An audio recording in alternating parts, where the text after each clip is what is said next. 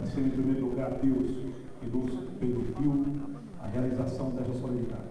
Comissão organizadora, a minha assessoria do Luiz Fernando, ao cantor Maurício,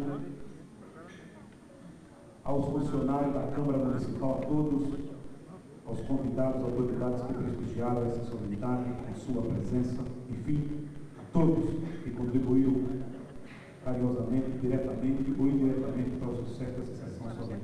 Uma vez cumprida a parte regimental, da mesma forma que iniciamos, conforme dispõe o artigo 78 do Regimento Interno, sob inspiração e proteção de Deus, damos por encerrado os trabalhos dessa sessão solene. A todos, nosso muito obrigado, um forte abraço e você é cidadão são-bernardense, companheiro.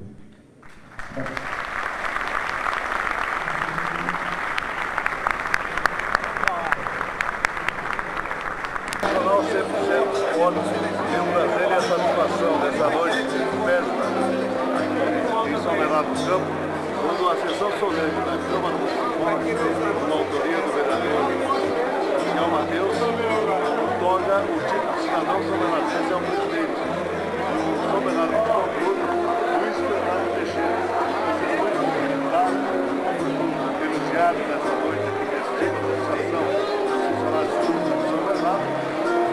Local que realmente poderia receber um grande público, não só amigos e torcedores, e a Câmara Municipal se encontra numa situação de forma que não haveria condições de receber esse público maravilhoso que está aqui.